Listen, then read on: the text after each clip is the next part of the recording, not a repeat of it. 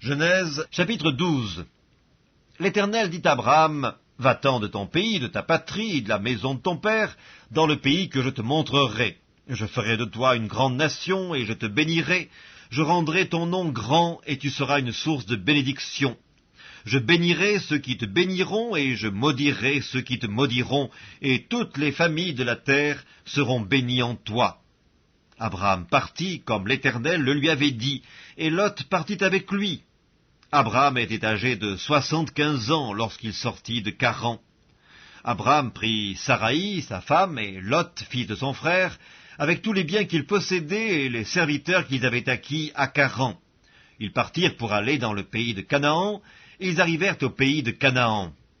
Abraham parcourut le pays jusqu'au lieu nommé Sichem, jusqu'aux chênes de Morée. Les Cananéens étaient alors dans le pays. L'Éternel apparut à Abraham et dit, « Je donnerai ce pays à ta postérité. » Et Abraham bâtit là un autel à l'Éternel qui lui était apparu. Il se transporta de là vers la montagne à l'orient de Béthel. Il dressa ses tentes, ayant Béthel à l'occident et Haï à l'orient.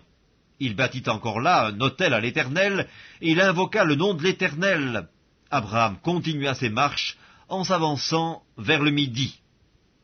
Il y eut une famine dans le pays, et Abraham descendit en Égypte pour y séjourner, car la famine était grande dans le pays.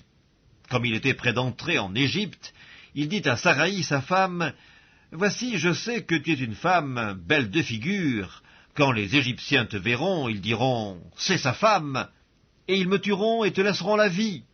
Dis, je te prie, que tu es ma sœur, afin que je sois bien traité à cause de toi, et que mon âme vive grâce à toi. » Lorsqu'Abraham fut arrivé en Égypte, les Égyptiens virent que la femme était fort belle.